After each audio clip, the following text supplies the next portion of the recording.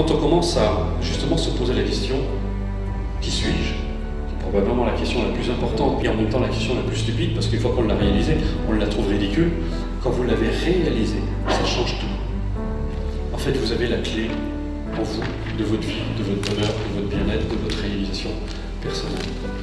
La question est de savoir, est-ce que je veux enfin? Est-ce que je suis prêt à me le donner?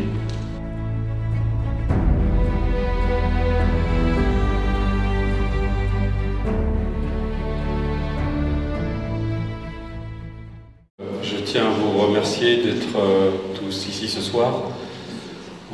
Huguette m'a lancé une invitation, elle m'a demandé si je pouvais venir. Alors peut-être que certains d'entre vous ne me connaissez pas, je suis Bruno Lallemanche, je suis formateur, écrivain et aussi conférencier. La question qu'on aborde ce soir, c'est qui sommes-nous vraiment, est née d'abord de ma propre quête, parce que je crois que comme tout le monde, je me suis posé la question du sens de la vie et de ce qu'on faisait sur ces terres, et est-ce que ça a un sens? Et chacun répond à sa façon à cette question. Sauf que, alors moi d'abord ça m'a pris très jeune, puisque j'avais 13 ans, lorsque un de mes oncles m'a demandé, alors que j'étais en train de faire du dessin, il m'a demandé qu'est-ce que tu veux faire plus tard? Et je lui ai répondu, je veux être heureux. Et il m'a dit, mais ce n'est pas un métier ça. Je lui ai dit, qu'est-ce que ça peut me faire d'avoir un métier si je ne suis pas heureux? Je lui ai dit, mes parents ont un métier et ils ne sont pas heureux, je vois plein de gens qui ont un métier et ils ne sont pas heureux. Et pour moi cette question était fondamentale parce que évidemment je vivais dans un environnement qui n'était pas très heureux. Je ne vais pas vous raconter toute ma vie, mais c'était un véritable conte de Zola. Et c'était une question qui était très présente en moi, très jeune. Je crois que c'était même bien avant d'avoir 13 ans, et à 15 ans, j'avais lu déjà tout Raymond Moody, si vous connaissez, La vie après la vie, parce que je voulais vraiment donner un sens à mon existence. Et puis, les circonstances ont fait que, alors que je travaillais, j'ai commencé à travailler dans une entreprise comme technicien. J'ai travaillé pendant 3 ans. Et la deuxième année, avec mon salaire, je me suis offert un stage pour apprendre à parler en public. Parce que je me trouvais un peu timide. Je ne faisais pas ça parce que je voulais parler un jour en public, bien que maintenant c'est arrivé, mais parce que je voulais surtout me libérer de cette timidité qui était pesante. Et puis je suis allé faire ce stage, ça a duré 10 jours et c'était très, très éprouvant, physiquement et émotionnellement. Et quand je suis sorti de ce stage, je me suis dit, j'ai pas envie de rentrer, j'ai pris mon baluchon et je suis parti, j'ai pris le train, c'était dans les années 80, j'ai pris le train et à l'époque il n'y avait pas les TGV, c'était assez long pour descendre dans le sud, ça prenait toute la nuit. Et quand je suis arrivé à Antibes, le matin, il était à peu près 7h30, et puis j'avais pas très envie de chercher un endroit tout de suite. La seule chose c'est que j'avais envie de voir la mer, et donc je me suis dirigé tout de suite vers la plage, et là je me suis installé, je me suis mis tout de suite en maillot de bain. En fait il était 7h30, il faisait un peu frais mais c'était plutôt agréable, et je me suis allongé sur la plage. Et là il s'est passé quelque chose d'assez incroyable, et j'ai vécu une expérience qui finalement a répondu à ma question sur la question du bonheur. Mon corps, d'abord, ça a commencé à se détendre spontanément sans que je fasse quoi que ce soit. Il s'est tellement détendu qu'à un moment, je ne le sentais carrément plus. Je ne sentais plus du tout mon corps. J'avais un peu l'impression de flotter dans l'espace. Et puis après, j'ai vécu ce que vous avez certainement entendu parler des expériences de proximité de la mort. Et là, j'ai vu, toutes mes pensées se sont mises à défiler à une vitesse assez impressionnante. Et j'étais juste... je constatais ce qui était en train de se passer, j'étais simplement spectateur de ce que j'étais en train de vivre. Et ça défilait, ça défilait, ça défilait. Et je me rappelais des pans de ma vie, quand j'étais beaucoup plus jeune, avec une précision absolument incroyable. J'ai discuté après avec des scientifiques qui m'ont dit que c'était un phénomène d'hypermnésie. Donc j'étais capable de me souvenir avec un détail absolument impressionnant vraiment des moments de mon existence, et je savais que c'était vraiment ce qui s'était passé à ce moment-là. Et ça continuait comme ça, jusqu'à ce que, à un moment, tout s'est arrêté. Il n'y avait plus de pensée. Et je me suis retrouvé dans un état de très très grande paix, une paix qu'on ne peut pas décrire. C'est pas juste un calme, c'est vraiment une paix qui me prenait, qui me remplissait. Et il y avait même plus que ça, il y avait un sentiment d'unité, de grande unité avec le monde, avec l'univers. Et ce qui s'est passé, c'est que je suis resté allongé sur la plage de 7h30 jusqu'à 15h30 de l'après-midi, sans bouger le petit doigt. J'entendais les gens qui s'accumulaient autour de moi, et ce que je vivais était extrêmement délicieux, j'étais complètement hors du temps. Et c'était vraiment ce sentiment d'unité. Il y avait complètement hors du temps aussi, quand on vit à ce moment-là, la notion de temps disparaît complètement. Et ce qui était étrange, c'est que quand je me posais une question, je m'en suis posé très peu, mais je recevais des réponses avec une précision et c'était quelque chose d'extrêmement complet. Et comme aujourd'hui je travaille avec... j'ai beaucoup d'amis qui sont scientifiques, j'ai beaucoup d'ailleurs parmi des clients qui viennent, j'ai beaucoup de scientifiques à qui j'en ai parlé, j'en ai dit ce qui est assez étrange aussi, c'est que pendant ce moment-là, parce que ça a duré, je suis resté sur la plage, je me suis seulement levé à 15h30, mais je suis resté sur la plage jusqu'à peu près 17h30. Et malgré le fait que j'étais sous un soleil de plomb, je n'ai pas eu un seul coup de soleil, ce qui physiquement est impossible. Et surtout, c'était ce sentiment de plénitude et d'unité parfaite, mais je dirais de bonheur parfait. Et ensuite, à 15h30, je me suis assis sur la plage et j'ai regardé autour de moi. Et je continuais à voir le monde par l'intermédiaire de mes sens, comme tout le monde le fait. Et, sauf que là, mon mental était plus présent. Et c'est amusant parce que quand je regardais les gens autour de moi, je savais que physiquement je ne souriais pas, mais les gens ne pouvaient pas s'empêcher de me sourire. Et puis quand je regardais le sable, j'avais l'impression d'être le sable. Je regardais la mouette dans le ciel, j'avais l'impression d'être la mouette. Et j'avais 19 ans à l'époque. Ça a été... alors sur le moment, c'était une expérience extrêmement délicieuse, mais qui m'a poussé vraiment à m'interroger aussi plus tard sur le sens de la vie, surtout sur ce que j'avais vécu.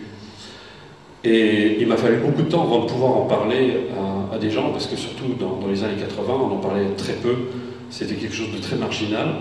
Et c'est Dolto d'ailleurs qui disait qu'il y a beaucoup de gens qui se retrouvent dans des asiles psychiatriques après avoir vécu une expérience mystique.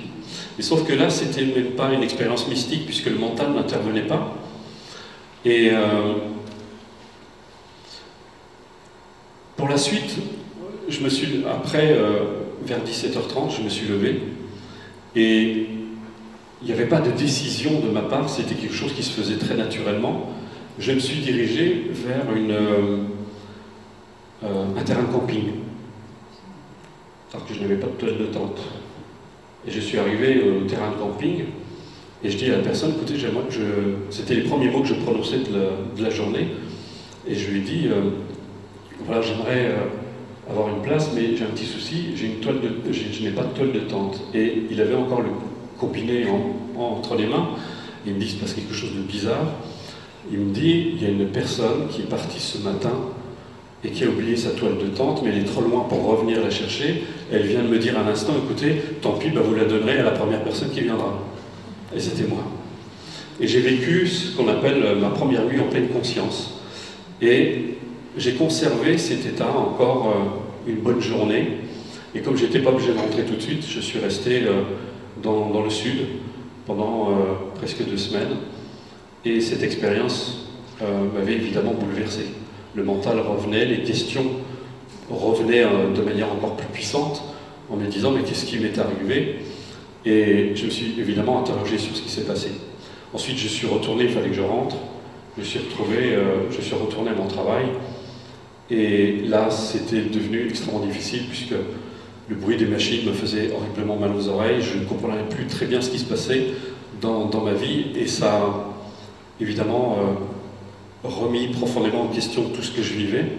Et après, je me suis vraiment très investi dans les études. J'ai étudié la psychologie, parce que j'étais formé par une université américaine qui était installée à l'époque à Paris. Donc j'ai approfondi mes études, mais là je ne trouvais pas les réponses que je cherchais par rapport à ce que j'avais vécu. Mais je commençais à avoir des réponses à travers beaucoup de livres de méditation, beaucoup d'auteurs comme Dhyaravansa, et puis plein de grands sages de l'Inde qui parlaient de l'éveil, etc. Pour moi, c'était encore quelque chose de nouveau. Et il fallait que je comprenne ce qui m'était arrivé, et surtout comment le revivre, parce que je me disais, c'est vraiment extraordinaire. Et il n'y a pas très longtemps, c'est en 2017, j'ai écrit, c'était mon 3e livre, j'ai écrit justement, j'ai voulu témoigner de cette histoire, j'en avais jamais parlé, j'ai voulu témoigner de cette histoire parce que, évidemment, j'ai continué à chercher, et j'ai eu la très très grande chance, l'immense bonheur de fréquenter un homme, je dirais, dont la dimension n'a d'égal que son amour de l'humanité. Et je parle de Shinada Rinpoché, qui est considéré dans le bouddhisme tibétain comme l'un des 40 tulkus existants dans le bouddhisme tibétain. Il faut savoir, pour ceux qui ne connaissent pas le bouddhisme, un tulku est considéré comme un être profondément réalisé. Et quand je l'ai vu en face de moi la première fois, ce que j'ai ressenti à ce moment-là, c'est qu'il était la réponse que je cherchais depuis toujours. Cet homme incarnait cette tranquillité, cette paix, cette profondeur, et je ne l'ai plus quitté pendant 15 ans. Ça a été, je dirais, la plus belle rencontre que j'ai faite dans mon existence, parce que là on parle de rencontre, on ne parle plus de relation. C'était pas une relation, c'était une rencontre. Ces hommes ont réalisé, justement, ont dépassé complètement leur ego, il n'y a plus d'ego, et on vit des choses qu'on ne peut pas expliquer puisque c'est complètement au-delà du mental. Et je l'ai côtoyé, j'ai mieux compris ce qui m'est arrivé, j'ai mieux compris ce qui s'est passé à ce moment-là. Ça peut nous arriver à tous, et ça arrive à de très nombreuses personnes, donc je me sens beaucoup moins seul aujourd'hui, parce que c'est pendant un moment, essayez d'imaginer votre vraie nature, c'est le bleu du ciel, mais seulement il est masqué par les nuages. Et pendant un moment, vous avez les nuages qui se dispersent, et vous pouvez avoir justement cette réalisation qui vous fait découvrir la splendeur de l'univers, de ce que vous êtes ultimement. Et évidemment, ça pose beaucoup de questions en ce qui concerne tout ce qui touche à la religion, tout ce qui touche à la réalisation et à l'accomplissement personnel. Et là, c'était véritablement une expérience. Et donc, j'ai voulu témoigner dans mon livre, qui est vendu aujourd'hui d'ailleurs au profit d'une association humanitaire, dont je suis le fondateur, qui s'appelle Planète Altruiste. Planète Altruiste, juste une petite parenthèse rapide, c'est une interface entre les scientifiques et des gens comme vous, comme moi, parce qu'on se pose des questions sur ce qui se passe sur la planète, et on voulait que les scientifiques soient un peu mieux entendus par rapport à toutes les découvertes qu'ils font, parce que je pense que vous n'êtes pas sans savoir ce qui se passe. Justement, on est véritablement en train de détruire la planète, c'est-à-dire notre habitat. Et ça, c'est un autre sujet, on aura l'occasion d'en parler. Après cette expérience, évidemment, ma recherche d'accomplissement est devenue extrêmement active. Je voulais des réponses. J'ai été très déçu par beaucoup d'auteurs parce que je pensais qu'ils l'avaient, tout simplement ils ne l'avaient pas. Beaucoup d'approches restent complètement au niveau du mental et très peu osent s'aventurer au-delà. C'est-à-dire qu'on interprète, on analyse, on essaie de comprendre, mais ce genre de réalisation, on en parle heureusement de plus en plus maintenant, parce qu'il y a de plus en plus de gens qui sont touchés, qui ont, pendant un moment, justement cette ouverture, arrivent à lâcher prise de leur mental et à voir ce qu'il y a justement au-delà. Et ça remet évidemment complètement en question la question de savoir qui nous sommes réellement.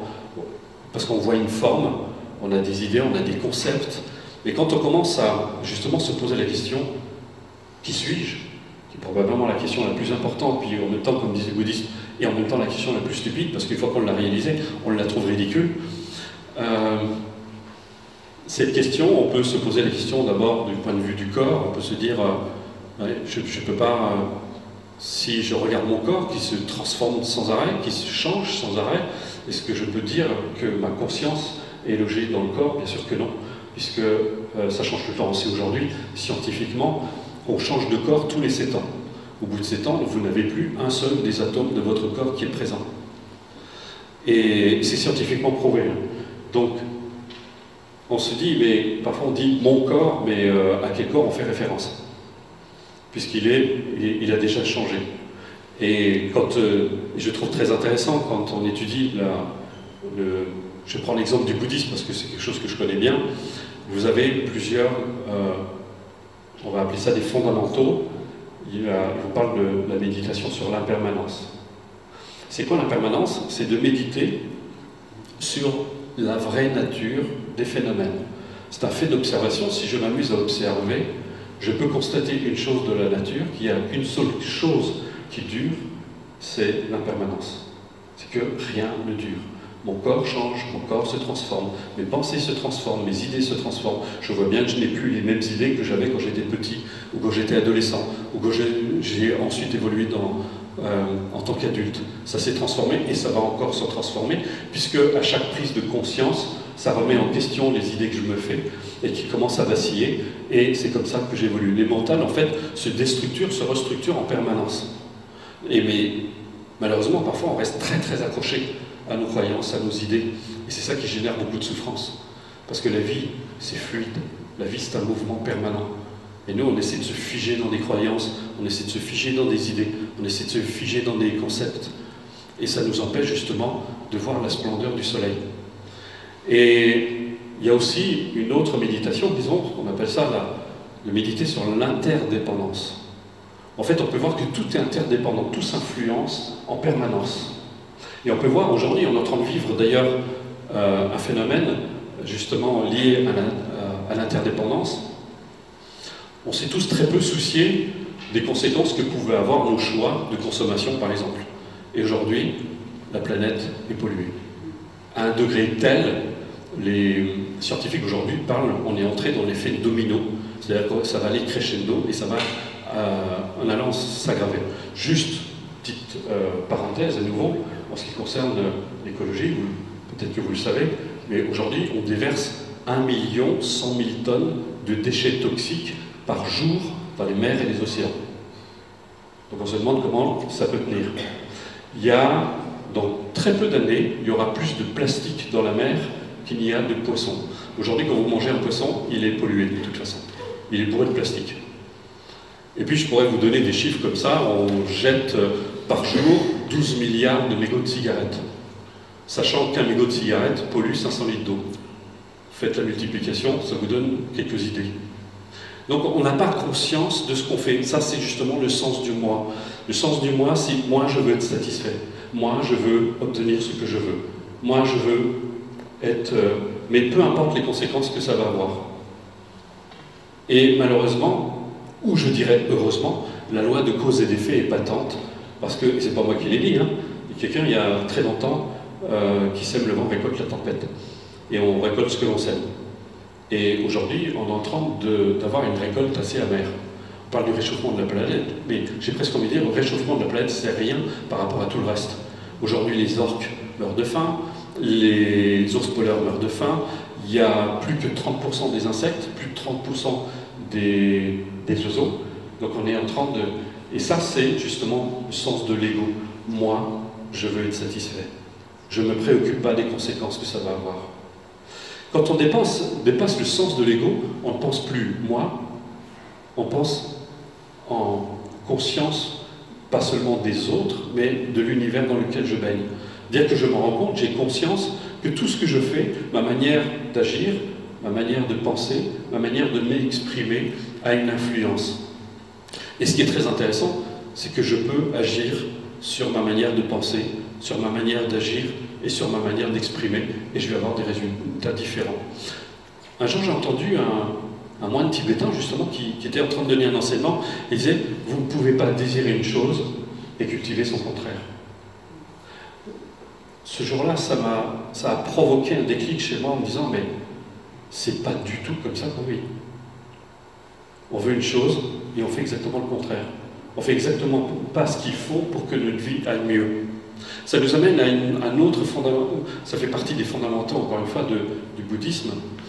Tous les phénomènes résultent d'un ensemble de causes et de conditions.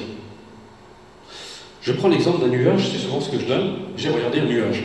Vous pensez que le nuage, il existe, qu'il existe par lui-même, qu'il a une identité propre. En fait, non, on le sait très bien, puisqu'il résulte justement d'un ensemble de causes et de conditions. Et il va disparaître à la faveur du changement de ces causes et de ces conditions. Votre corps, c'est la même chose. Vos pensées, c'est la même chose. Ce que vous appelez le moi, c'est la même chose.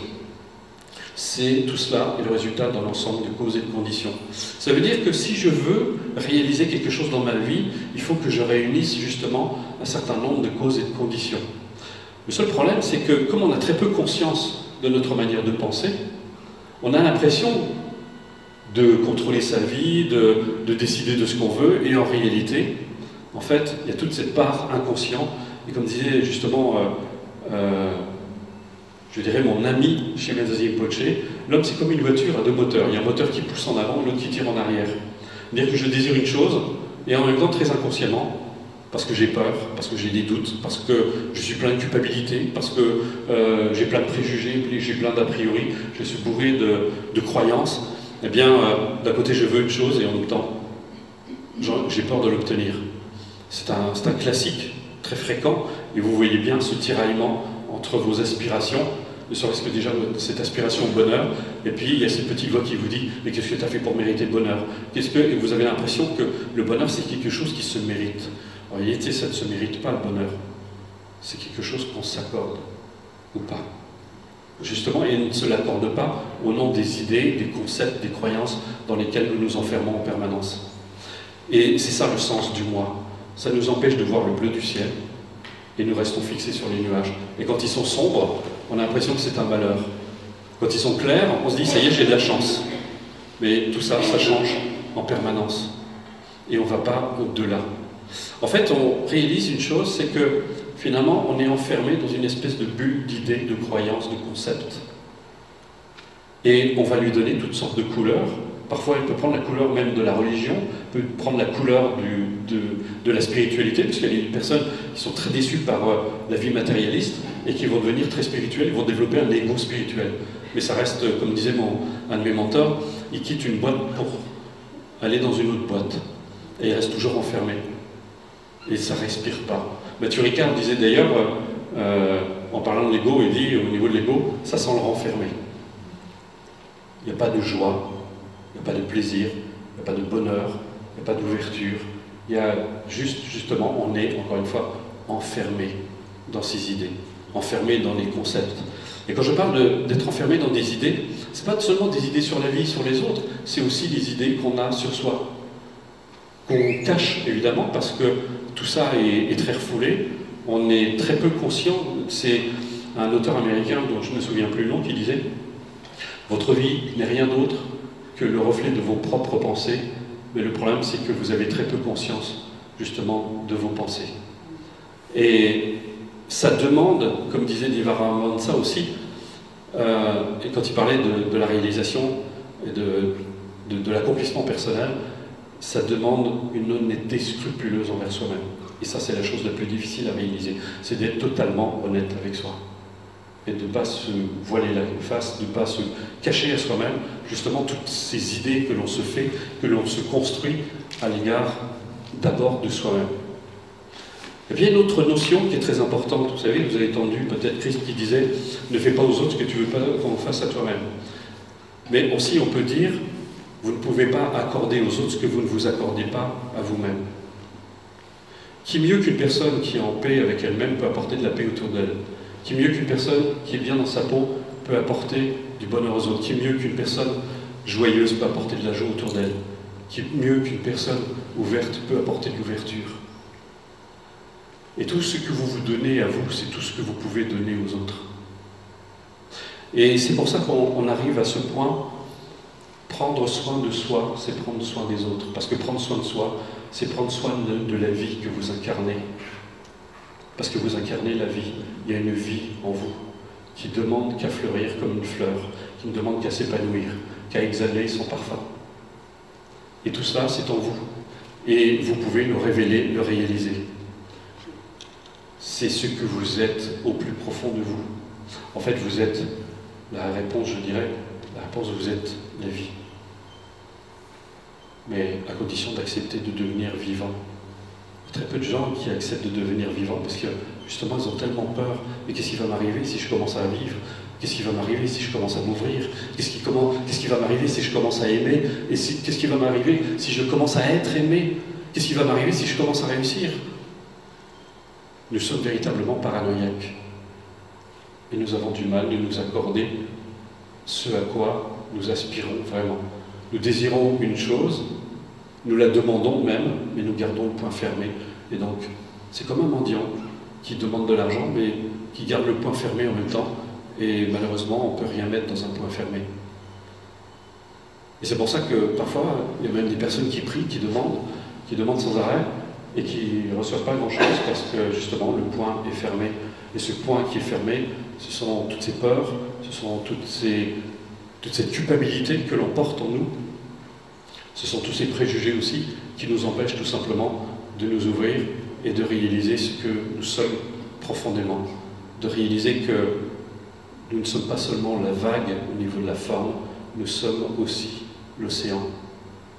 Nous sommes la vie. Et cette vie ne demande qu'à se réaliser, ne demande qu'à s'épanouir, ne demande qu'à exister, apprendre à se déployer.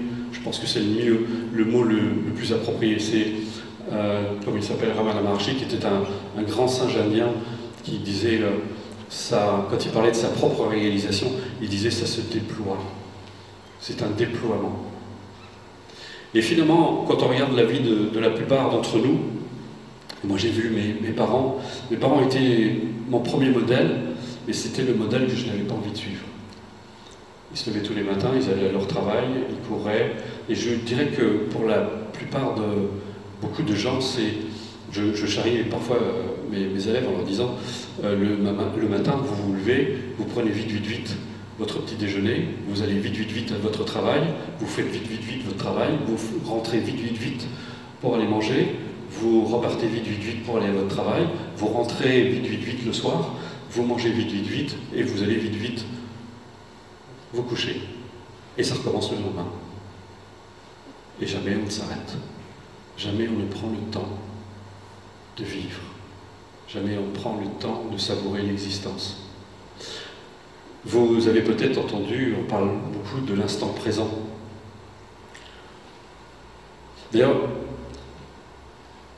le seul moment que vous pouvez vivre, est-ce que vous réalisez que le seul moment que vous pouvez vivre, c'est maintenant? Parce que demain, le seul moment que vous pourrez vivre, c'est maintenant. Hier, le seul moment que vous pouviez vivre, même si c'est déjà passé, c'était maintenant. Le seul moment où vous pouvez vivre, où vous pouvez bénéficier de votre vie, c'est maintenant. Sauf que si vous n'êtes pas là, vous ne vivez rien du tout. Et vous passez à côté de votre vie. Le seul moment que vous pouvez vivre, c'est maintenant. Si vous pouvez être intensément là, maintenant, alors vous pouvez vivre votre vie. Et ça, c'est ce qu'on apprend justement dans la méditation. La méditation, c'est quoi? Beaucoup de gens se posent des questions sur la méditation. La méditation, c'est simplement être là. Juste être là.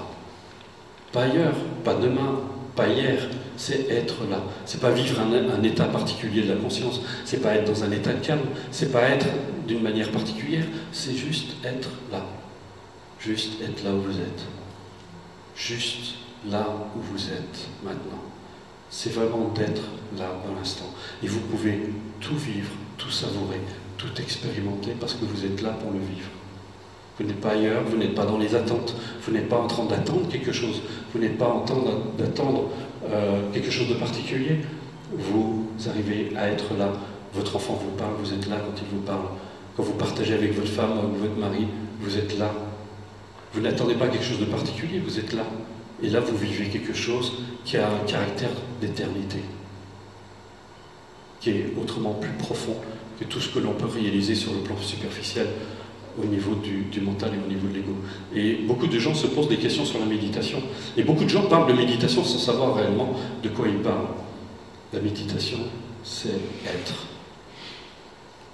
Plus vous êtes là, plus vous bénéficiez de votre vie et vous ne passez plus à côté.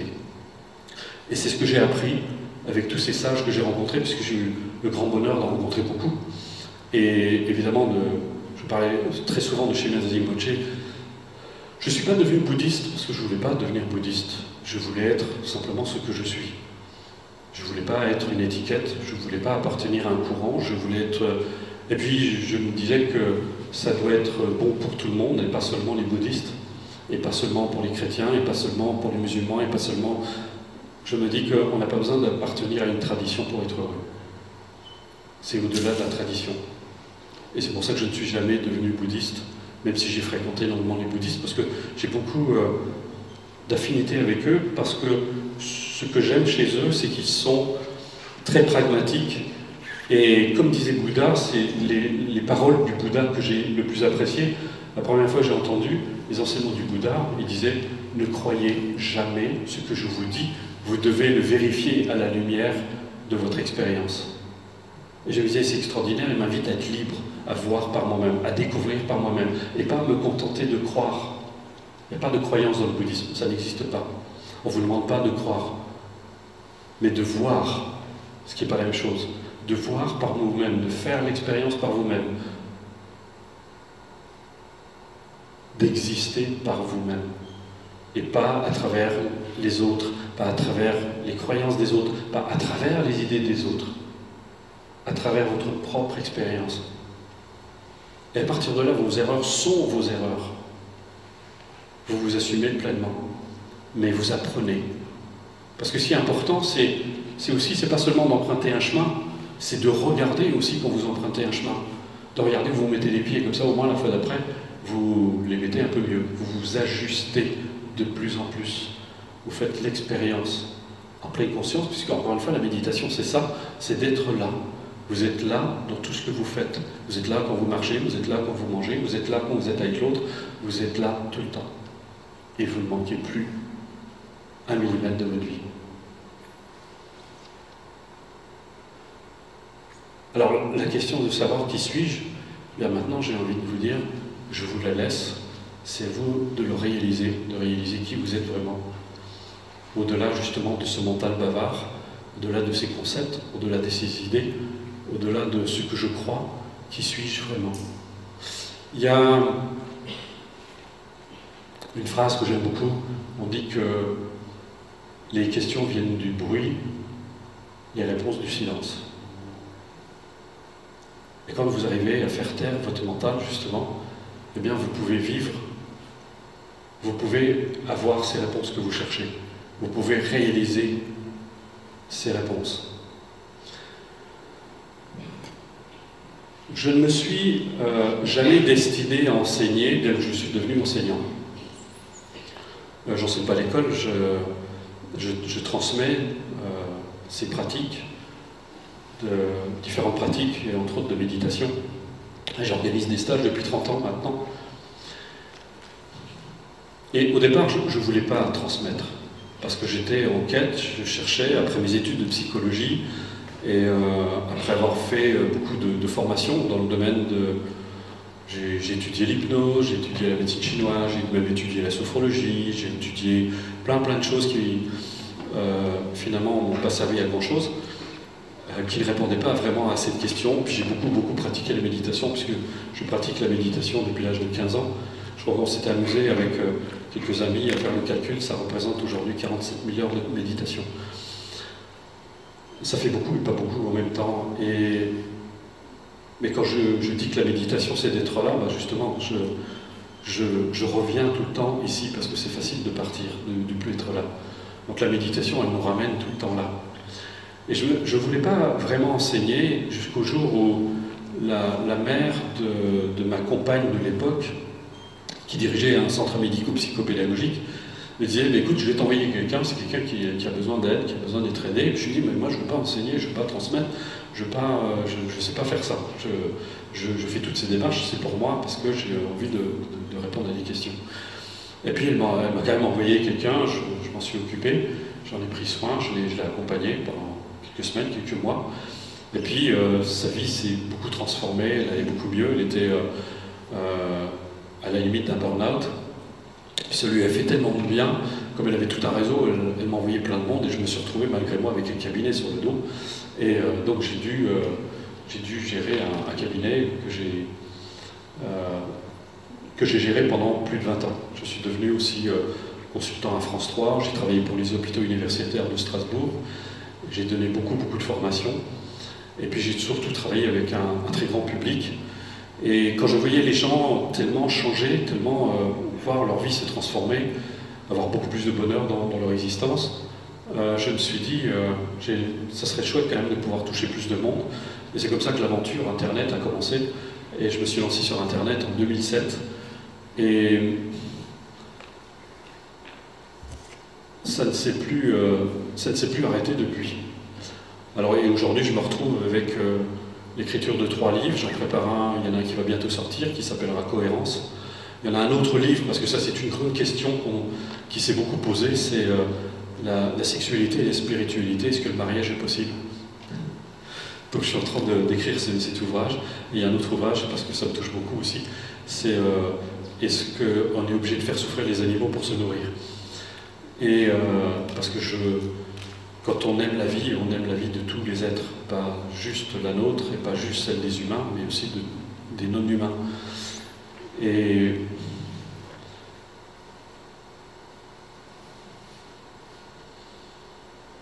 puis les choses se développent, parce que maintenant je suis fondateur de Planète Altruiste, dont j'ai cédé la présidence à Nathalie qui est là, avec beaucoup de projets, puisque justement on relaie l'information, et on a comme projet la réalisation d'un village altruiste, justement, qui sera fondé sur ces valeurs de respect, d'amitié, d'amour. Je parlerai aussi de cette notion qui souvent est très mal comprise. Et de faire en sorte de ne plus faire partie du problème, dans le sens de ne plus polluer du tout. Donc d'arriver à avoir des maisons autonomes, complètement respectueuses dans l'environnement. Donc on est en train de mettre tout ça en place avec les membres de Planète Altruiste. Ça c'est juste une petite parenthèse. Et je viens de parler de quelque chose qui est souvent mal compris. C'est cette notion d'amour. Dans nos cultures, on hérite d'une culture, je dirais, du romantisme. Et j'ai entendu un jour une phrase du Dalai Lama que j'avais beaucoup appréciée. Il disait « Je ne connais rien de plus à l'opposé de l'amour que le romantisme ». Pourquoi? Parce que dans le romantisme, on n'aime pas l'autre, on aime l'idée qu'on se fait de l'autre. C'est pour ça qu'au bout d'un moment, on est déçu et on en veut à l'autre de ne pas être conforme à l'idée qu'on se faisait de lui. C'est pour ça que vous avez la phase de lune de miel, où tout va très bien, parce que voilà, on projette sur l'autre voilà, l'image qu'on se fait de lui, et puis on aime l'image. Mais au bout d'un moment, l'image s'effrite, et puis on découvre que l'autre, il est comme nous. Il a plein de défauts, il est bancal, il fait des erreurs, et là on est fortement déçu. Et on en veut un petit peu à l'autre, on a l'impression de s'être fait avoir, mais en fait on ne s'est pas fait avoir, on était juste dans notre bulle, et on ne voulait voir qu'une chose, ce qu'on avait envie de voir, ce qui n'est pas la même chose. Et puis il y a ce qu'on appelle l'amour-attachement. L'amour-attachement, c'est justement, on essaie de s'approprier l'autre. C'est tu es ma femme, tu es mon mari, vous êtes mes enfants, vous devez m'obéir, vous avez peut-être déjà entendu ça, quelque part. Mais ça rend personne heureux.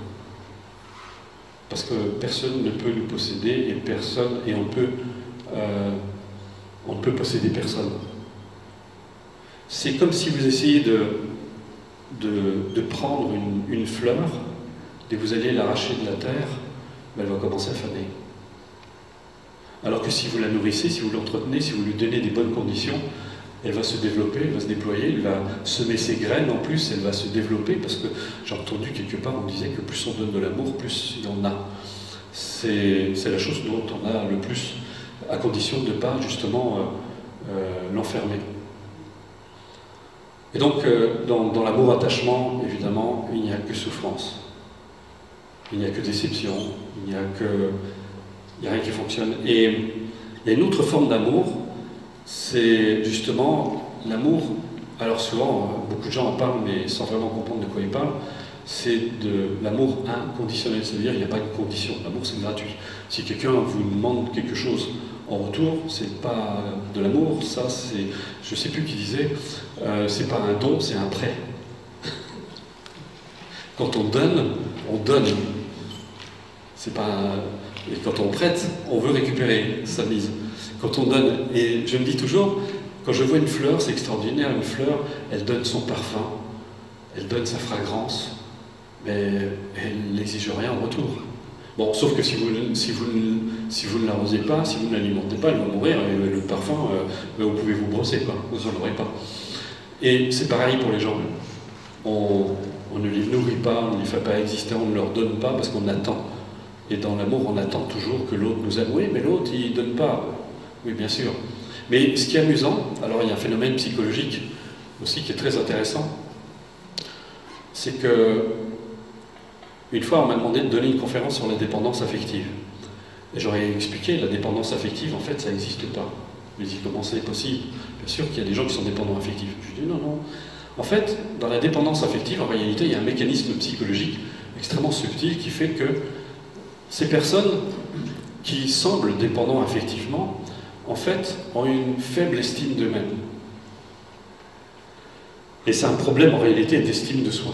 Et comme elles ont une faible estime d'elles-mêmes, elles vont toujours rencontrer quelqu'un qui ne... Parce que, je dirais, le besoin affectif est aussi indispensable que le besoin de nourriture, d'eau. Et si vous manquez d'eau et que vous êtes en manque d'eau, vous éprouvez la soif, vous trouvez ça naturel, normal. C'est normal, c'est pas d'eau. Mais au bout d'un moment, si vous êtes très très longtemps sans affection, sans amour, vous allez vous étioler. Vous savez, on voit des personnes comme ça aigries parce que voilà, elles n'ont jamais... Enfin, en tout cas, elles semblent ne jamais avoir reçu d'amour. Mais en fait, qu'est-ce qui se passe? C'est qu'en fait, on s'interdit, en réalité, de recevoir de l'amour. Pourquoi on s'interdit de recevoir de l'amour? Parce qu'on pense ne pas le mériter. Parce qu'on veut le posséder. Et puis pour toutes sortes de raisons qui vont faire qu'on ne va pas s'accorder ce à quoi on a naturellement droit. En fait, c'est même pas qu'on y a droit, c'est naturel. Comme je le disais tout à l'heure, l'amour, c'est gratuit. Une fleur, vous respirez, elle vous donne sa fragrance, et c'est naturel. L'amour, c'est en vous. Ça émane de vous, c'est votre véritable nature. Et ce qui se passe, c'est dans ce phénomène de dépendance affective, mais en réalité, la personne, parce qu'elle pense ne pas mériter recevoir cet amour, eh bien, elle est toujours en face d'un robinet fermé.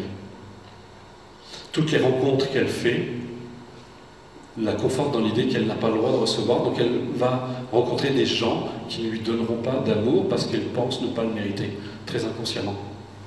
Et le jour où elle commence à accepter de recevoir, le jour où elle commence à accepter d'être aimée, eh bien, curieusement, dans sa vie, elle commence à faire des rencontres, et des rencontres nourricières, des rencontres qui lui apportent quelque chose, qui la nourrissent, qui lui font grandir, et qui participent à son épanouissement. C'est pour ça que je disais tout à l'heure, ce que vous vous accordez, c'est ce que vous accordez aux autres, et inversement.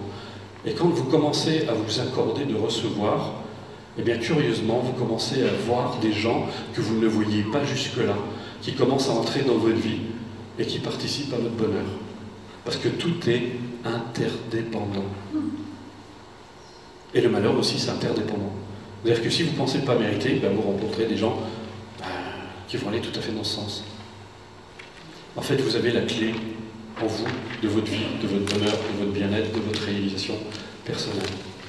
La question est de savoir, est-ce que je veux enfin recevoir cette vie? Est-ce que je suis prêt à me le donner? La question est de savoir, est-ce que vous êtes prêt à vous donner cela? Et toute la question est là. Alors si vous êtes d'accord, moi j'aimerais vous faire vivre un exercice. Vous inquiétez pas, hein, je vais vous rester sur votre chaise, vous aurez juste à m'écouter pendant un moment. Et on va faire un petit exercice, c'est un exercice justement de méditation. C'est un exercice qui s'appelle la pratique de l'équanimité des sentiments. Ça veut dire quoi l'équanimité des sentiments? C'est une attitude égale à l'égard de tous les êtres. On part de l'idée du principe que tous les êtres ont droit au bonheur. Alors j'entends votre ego qui dit non, moi j'en connais, qui n'y ont pas droit, parce que franchement, vu ce qu'ils ont fait dans leur vie, ça, c'est votre jugement personnel. C'est votre appréciation personnelle, ça ne regarde que vous, mais sur le fond, et on peut dire, et c'est ce que j'ai appris beaucoup avec les bouddhistes, c'est que les gens sont sous l'emprise de leur perception ordinaire, justement à cause de leurs croyances. Chacun se fabrique une logique de vie, et certains se construisent une logique de vie qui peut être extrêmement destructrice. Et c'est juste parce que, justement, ils sont sous l'emprise. Comme on peut être sous l'emprise de l'alcool, certains sont complètement sous l'emprise de ce qu'on appelle leurs obscurcissements mentaux, ce qui les conduit à être extrêmement destructeurs. Quand on a conscience de ça, on se rend compte que ça ne veut pas dire qu'on les approuve, ça ne veut pas dire qu'on les excuse, ça n'a rien à voir avec ça. Ça veut dire qu'au-delà de ça, si cette personne avait conscience de ce qu'elle est réellement, elle n'aurait peut-être plus besoin de faire du mal. Elle abandonnerait justement, parce qu'une personne heureuse ne nuit pas aux autres. Une personne heureuse ne fait pas de mal aux autres. Une personne heureuse, au contraire, va chercher à participer au bonheur des autres parce qu'elle sait que ça participe au sien. Elle sait que tout est interdépendant et que si justement elle veut une fleur dans son jardin qui pousse, qui se déploie, qui grandit, qui lui apporte des fruits, eh ben, il est nécessaire de s'en occuper, de lui apporter l'eau dont elle a besoin, pas trop, juste ce qu'il faut, les nutriments dont elle a besoin, l'enseignement dont elle a besoin. Elle va participer à la croissance et au développement de cette plante, et cette plante en retour va lui donner ou son parfum, ou sa beauté, ou ses fruits. Et c'est comme ça que ça marche. Et quand on a compris ça, eh bien on se rend compte, mais de manière pratique, parce que c'est très facile, on comprend tout intellectuellement, mais le faire passer à un niveau plus profond, le réaliser, parce que d'ailleurs dans le bouddhisme on dit qu'il y a 3 niveaux de réalisation. En fait, il y a d'abord l'écoute. L'écoute, c'est j'entends, mais c'est pas une écoute, c'est une écoute active, c'est pas une écoute discursive. Dans l'écoute discursive, on dit je suis d'accord, je suis pas d'accord, on discute en fait. Dans l'écoute, il n'y a pas d'adhésion, il n'y a pas de rejet non plus. On écoute, j'entends ce qu'il dit. Ensuite, on passe à la deuxième étape, la compréhension. On a ce qu'on appelle une compréhension, et plus on va écouter, plus on va affiner ces compréhensions, on va arriver à ce qu'on appelle une compréhension juste. Maintenant, j'ai compris, je vois exactement ce qu'il veut dire. Ça fait des mois qu'il me parle d'interdépendance, d'impermanence, de vacuité, d'amour. Là, ça y est, j'ai pigé, je comprends. Mais je n'ai toujours pas réalisé. 3e niveau, la réalisation. Ça vous est déjà arrivé d'avoir des réalisations. Parce que d'un seul coup, vous dites, il y a quelque chose qui s'éclaire dans votre vie. Vous dites, ah, mais bon sang, bien sûr, maintenant je vois. Ça, c'est l'étape de la réalisation. Et ça change tout. Vous pouvez comprendre l'impermanence de manière très intellectuelle, mais tant que vous n'avez pas réalisé l'impermanence, ça ne change rien dans votre vie. Quand vous l'avez réalisé, ça change tout. Là, vous dites, ah, mais je comprends maintenant. Et vous vous attachez moins aux choses, vous êtes plus libre. Et ne pas s'attacher, ce n'est pas de l'indifférence, contrairement à ce que certains disent parfois. C'est au contraire, c'est beaucoup plus d'attention. Mais vous n'essayez plus de saisir ce qui n'est pas saisissable. Vous ne pouvez pas saisir vos pensées, vous ne pouvez pas, et vous ne pouvez pas contrôler les autres, c'est une illusion aussi. Et quand vous le réalisez, ça change tout. Mais pour le réaliser, qu'est-ce qu'on fait? La pratique. Et je me souviens d'ailleurs chez Nancy Poche, quand j'allais le voir, et que je lui parlais de mes problèmes, en fait il ne les écoutait pas, il s'en foutait complètement, il me répondait pratique. Bon, au début ça avait le don de m'agacer, parce que je me disais, bon, c'est bien tout ça, mais...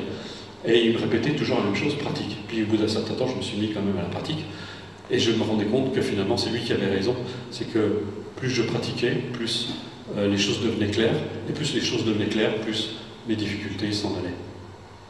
Et c'est par la pratique. C'est comme si on venait me voir et qu'on me dit mais comment est-ce qu'on fait du vélo? Monte dessus. Et puis la personne revient, mais comment est-ce qu'on arrive à faire du vélo? Monte dessus. Mais comment on arrive à faire du vélo? Monte dessus. Et une fois que la personne est montée dessus, elle se met à pédaler. Ah bah oui, maintenant, ça y est, j'ai compris. Au début, on vacille, et après, on est de plus en plus à l'aise. Mais la pratique, c'est ça. Et vous avez les réponses en vous. La pratique, elle est juste destinée à vous donner l'ouverture nécessaire pour réaliser que vous avez les réponses en vous. Ça ne peut pas venir de quelqu'un d'autre. Je me souviens de Papaji, quand il enseignait, il disait « Ne suivez jamais les conseils de qui que ce soit, et surtout pas les miens. Vous devez voir par vous-même. Personne ne doit décider de votre vie, vous devez voir par vous-même. Vous devez réaliser par vous-même. » D'ailleurs, vous savez, dans le mot « conseil », il y a le mot con. Donc, soyez votre propre maître. On parle dans le bouddhisme, il y a des gens qui me disaient « Ouais, mais ils parlent des maîtres. » Je dis « Ça n'a rien à voir, c'est pas comme chez nous. Nous, on a une relation un peu curieuse avec l'autorité. C'est un peu compliqué. Là-bas, c'est fondé sur le respect. Cette notion de respect est dans les deux sens. Le maître se considère comme un serviteur en réalité, dans le bouddhisme. Il ne se considère pas comme un être plus avancé, supérieur.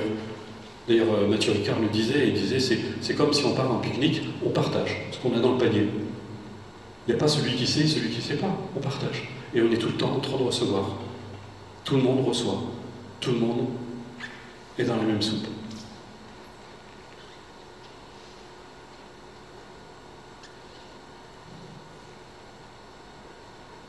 Alors, est-ce que ça vous dit d'essayer la pratique?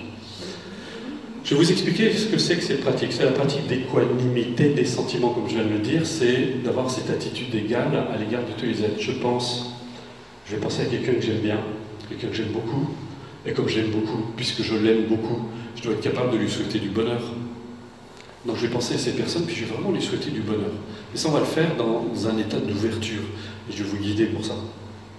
Ces personnes, je vais vraiment lui souhaiter du bonheur, et je vais m'ouvrir. Et si vous avez un peu de mal, si vous êtes quelqu'un d'un petit peu coincé avec les sentiments, eh bien, vous allez penser, par exemple, à un petit enfant qui vient de naître. Essayez de penser à un petit enfant qui vient de naître. Et c'est peut-être le vôtre, d'ailleurs. Vous avez peut-être assisté à la naissance de votre... Enfin, je vous le souhaite en tout cas. Vous avez assisté à la naissance de votre enfant. Enfin, surtout les dames en général, elles ne les loupent pas. Les hommes, ça arrive, mais les femmes loupent rarement la naissance de leur enfant. Eh bien, vous pouvez vous rappeler ce moment particulier. Ce petit être fragile qui vient de naître, tout sensible, qui est totalement dépendant, et qui va avoir besoin d'être guidé, qui va avoir besoin d'être accompagné pour avancer dans le monde, qui n'a pas de repère. Et le parent, vous, le parent, êtes son repère. Repère. Vous voyez quelque chose? Parce que le père aussi, il doit participer quand même un petit peu. Hein. Et c'est nécessaire. Et si le père n'est pas trop non plus trop dur, parce que les pères sont un petit peu comme ça, un peu trop masculins, et ils ont oublié leur féminité de côté, ils l'ont mis de côté. Si vous n'êtes pas trop de cela, vous êtes capable de vous laisser toucher justement par la naissance de ce petit enfant. En général, c'est difficile quand même de résister. Hein. Donc on est très touché, et là, on peut laisser l'émotion s'élever, d'avoir cette bienveillance. On ne peut pas ne pas avoir de bienveillance à l'égard d'un petit être qui vient de naître. Et là, vous laissez cette bienveillance naturelle, parce que contrairement à ce qu'on croit, la bienveillance, elle est naturelle, elle est inhérente à l'être. Vous savez que même les animaux sont capables de bienveillance entre eux. Toutes les mères animaux ont de la bienveillance à l'égard de leurs petits. Et ce n'est pas de l'instinct maternel, contrairement à ce qu'on a cru pendant longtemps. La science a démontré, maintenant depuis pas mal de temps, que tous les animaux avaient les mêmes émotions que nous, la jalousie, la peur, etc. Ils ressentaient les mêmes émotions. C'est juste le niveau de conscience qui est un peu différent. Mais ils ont les mêmes émotions. Donc, mais ça c'est un autre sujet. Et donc vous pouvez justement manifester cette bienveillance naturelle. Ensuite, vous allez penser à des personnes pour qui votre sentiment est plutôt neutre, mais dans le même état d'esprit que vous l'avez fait avec votre ami. Vous allez penser aux gens que vous croisez dans la rue, aux boulangers que vous allez voir pour chercher votre pain, et vous allez penser à eux, puis vous allez leur souhaiter aussi de trouver le bonheur comme vous l'avez fait avec votre ami ou votre petit enfant, en vous disant, lui aussi il a le droit d'être heureux. Et vous pensez, vous essayez de mettre un petit peu d'humanité, un petit peu de bienveillance. En plus, si j'ai un boulanger qui est heureux, si j'ai tous ces gens que je croise dans la rue, s'ils rayonnaient un petit peu plus, s'ils étaient un peu plus heureux, s'ils étaient un peu plus libres, justement de leur peur, de leurs doutes, de leur souffrance, je serai au milieu de gens heureux, ça serait merveilleux. Donc je peux, sur cette base, leur souhaiter d'être heureux. Et puis vous allez penser à quelqu'un pour qui votre sentiment est peut-être un peu plus négatif. Alors au début, n'essayez pas de faire des prouesses, prenez peut-être simplement quelqu'un qui vous agace. On ne va pas essayer de tout de suite prendre le type qui vous a fauché votre femme ou votre mari ou je ne sais pas qui d'autre. Et on va essayer de commencer par des petites choses et puis vous allez penser à cette personne en disant bon, c'est vrai que ma relation avec lui n'est pas très très heureuse, mais je peux quand même lui souhaiter d'être heureux. et vous laissez éveiller ce sentiment de bienveillance en pensant à lui ou à elle, et vous allez voir votre conscience va réaliser quelque chose de très important, c'est que finalement ce bonheur, il est légitime pour tous les êtres, même la personne que je déteste le plus au monde. Cette personne, bien sûr, ce sont mes sentiments personnels, je ressens des choses négatives en son égard, mais au-delà de ce sentiment qui m'est tout à fait personnel, cette personne, elle a le droit d'être heureuse. Elle a le droit de réaliser ce bonheur, elle a le droit de s'ouvrir, de ressentir la joie. Et ça donne, c'est un puissant antidote à la culpabilité, probablement un des plus grands obstacles au bonheur.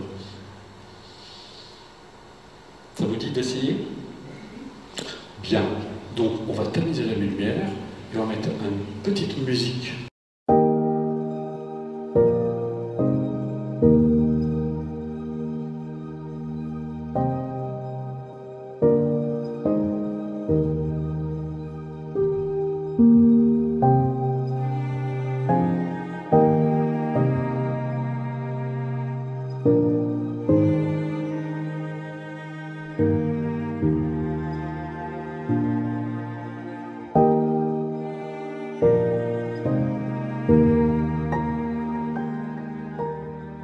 Un petit film qui a été réalisé par un des membres de Planète Altruiste, parce que comme je vous ai dit, nous organisons des stages et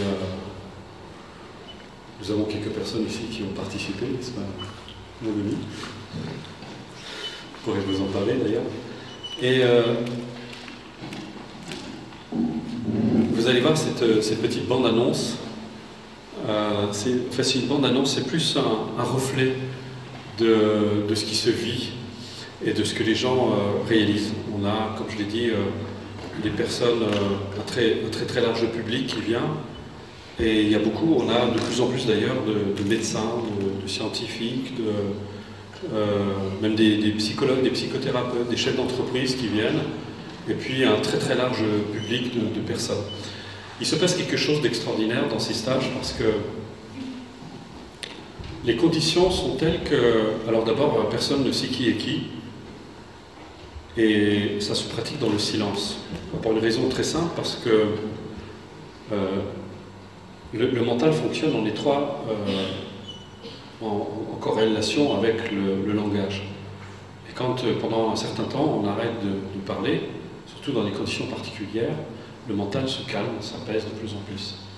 Et de manière assez générale et assez unanime, les gens nous disent ce qui se passe dans ces stages est assez extraordinaire parce que on rencontre des gens qu'on n'aurait jamais rencontrés autrement. Parce qu'on va au-delà des étiquettes, justement. On n'est pas dans l'étiquette, on n'est pas dans le paraître, on n'est pas du tout... et on dépasse le stade de la relation, on fait des rencontres. Je ne parle pas de rencontres amoureuses, je parle d'une rencontre avec l'autre. Et beaucoup de gens me disent, j'ai jamais autant communiqué de ma vie qu'en arrêtant de parler. Au début, certaines personnes, ça les effraie un peu de ne pas parler, et au bout d'un moment, ils se rendent compte que c'est exactement tout l'inverse. Ça leur donne une capacité de communication qui est assez étonnante. Et j'aimerais vous montrer ce film qui a été réalisé par notre ami Loïc, parce qu'il est assez évocateur. Vous allez voir ce que les gens disent, et ce qu'ils ont réalisé à travers ces stages, justement, à travers la méditation, à travers toute la pratique qu'on fait dans ces stages. Donc on va la diffuser. Ça dure 2 minutes et demie, je crois, 2 minutes 50. C'est très court. Faut le vivre en fait.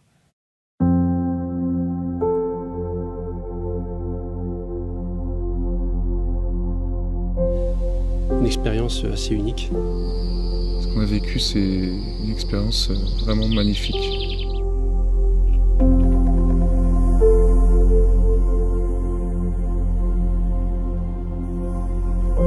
Ça m'a fait un bien fou.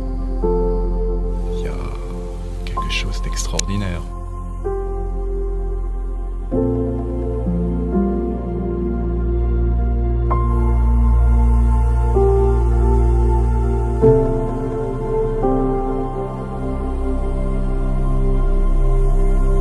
C'est que du bonheur.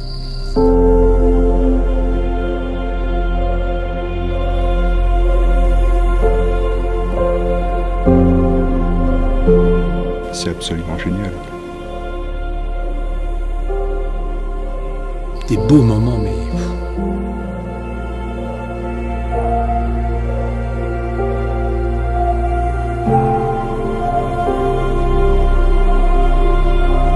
Et j'ai été comblée au-delà de mes espérances.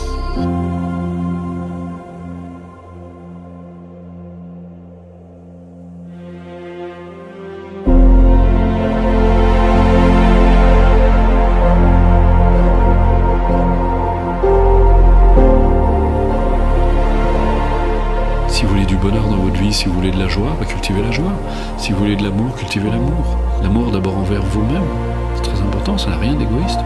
Parce que quand vous aimez la vie, vous aimez la vie que vous incarnez. Je vous souhaite de vous faire ce cadeau-là.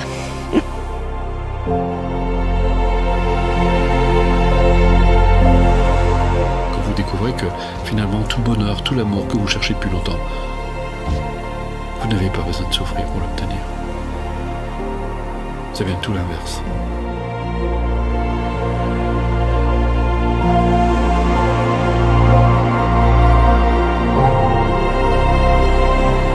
Ça nous ramène à la vie, à l'essentiel. Venez profiter de la vie. C'est ce qu'on a fait tout à l'heure. J'ai essayé de vous montrer que ça peut être tout de suite.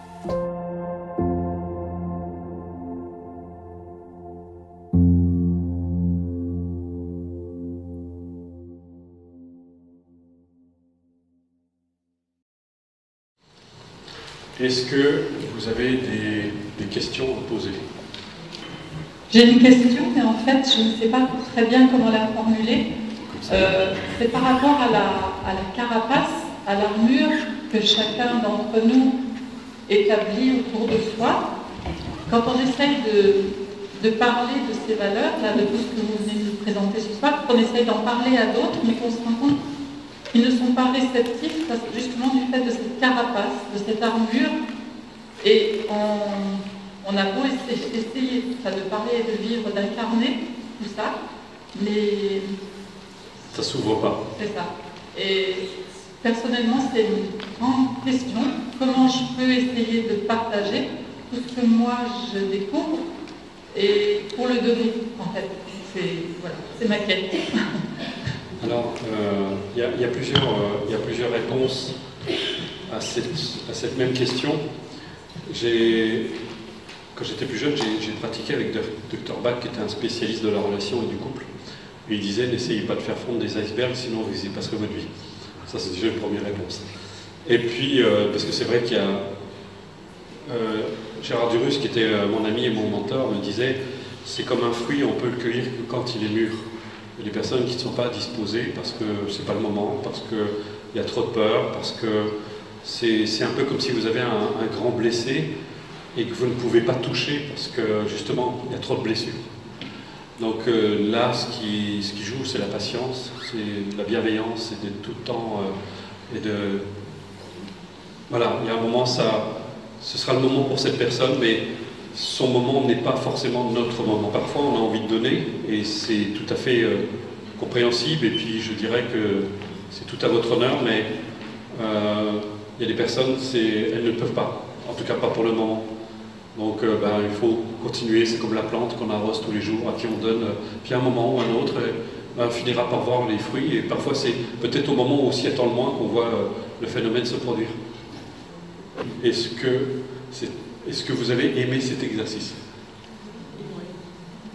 Alors, évidemment, les conditions ne sont pas idéales pour le pratiquer, mais si vous approfondissez, si vous pratiquez régulièrement, vous allez voir, comme vous l'avez vu, c'est vraiment très très simple. Mettez-vous dans un état de disponibilité. Pensez à quelqu'un que vous aimez bien pour remplir, pour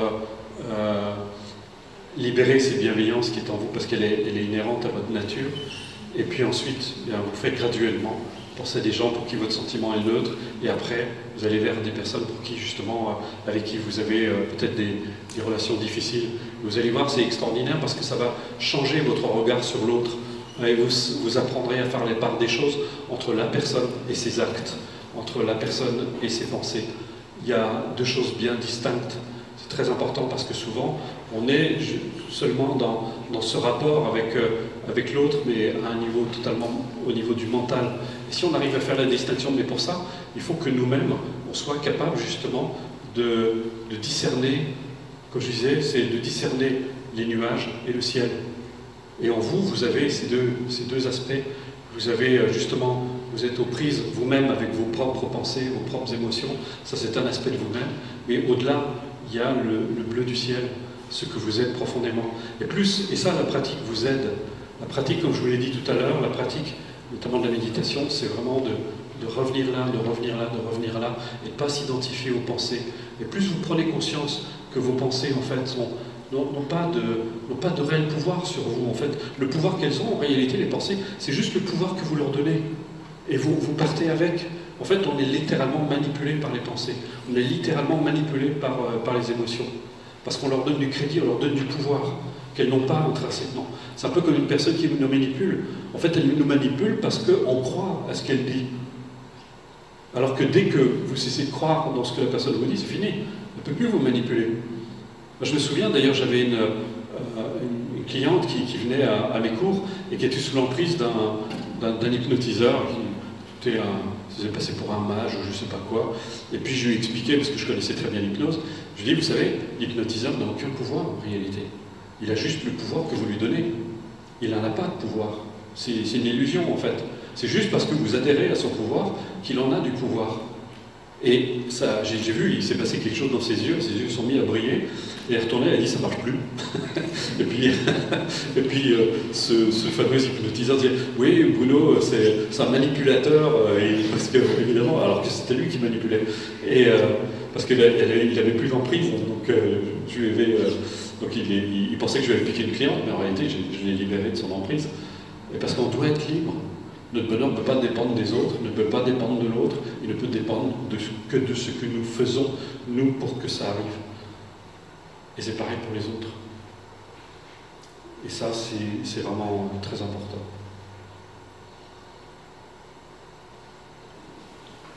Donc maintenant, vous avez les clés. Alors on a ramené, pour ceux que ça intéresse, quelques livres. Pour ceux qui ont envie de l'acquérir, il est vendu au profit de l'association humanitaire Planète Altruiste, justement.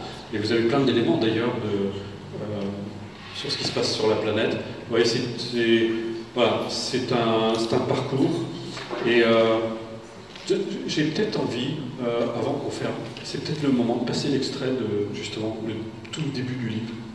L'expérience qui a tout bouleversé. J'écris ces lignes en espérant que ça vous arrivera aussi, et qu'après cela, vous ne douterez plus que votre existence peut avoir un tout autre sens, une toute autre dimension, que vous êtes plus que ce que vous imaginez, même si votre imagination est débordante, car ce que vous êtes n'est pas imaginable, n'est pas concevable. Cela peut être réalisé, mais cela ne peut être compris. Le plus fantastique dans tout cela, c'est qu'en écrivant ces lignes, j'ai conscience que chacun de vous qui me lisez est un immense champ de possibilités de réalisation. Peu de gens ont réellement conscience de ce qu'ils sont vraiment et de leur véritable dimension. Et pourtant, chacun d'entre vous est cela qui ne peut être conçu et seulement réalisé. Les gens souffrent pour rien. Ils souffrent uniquement parce qu'ils ne sont pas conscients de ce qu'ils sont réellement. Ils ressemblent à cette personne qui mendie ne sachant pas qu'elle est riche. Le jour où elle prend conscience de l'étendue de ses richesses, non seulement elle n'a plus besoin de mendier, mais en plus, elle peut faire tant de bien autour d'elle. Il n'est pas nécessaire de se restreindre et surtout de s'astreindre à satisfaire ses désirs pour être heureux, parce que dès que nous avons conscience de ce que nous sommes, nous prenons aussi conscience que tout ce que nous avons entrepris jusqu'à ce jour dans notre vie n'avait d'autre but que de nous aider à trouver le bonheur. Pourtant, ce bonheur que nous cherchons tant à travers nos réalisations a toujours été là sous nos yeux. Mais comme le dit un sage, il faut que nous allions dans de nombreuses impasses avant de trouver la bonne voie. La plénitude est en effet en nous, en fait. C'est même encore plus simple que cela. Nous sommes ce que nous recherchons depuis toujours. Nul besoin d'être quelqu'un, nul besoin de se battre pour exister, nul besoin d'être parfait, il suffit de réaliser pleinement ce que nous sommes. Et nous réalisons alors que tous ces rôles que nous jouons, tous ces personnages que nous cherchons à incarner et qui créent tant de difficultés et de stress comparés à ce que nous sommes, sont aussi infimes qu'une vague sur l'océan. Je suis l'océan. Je sais que mes paroles peuvent vous paraître un peu ésotériques. Peut-être faut-il que je vous raconte une histoire qui m'est arrivée et qui a tout changé dans mon existence, une expérience que beaucoup d'autres ont vécue et que vous pourriez vivre aussi un jour. En tout cas, je vous le souhaite, car alors, vous ferez partie de cette grande fête de la vie.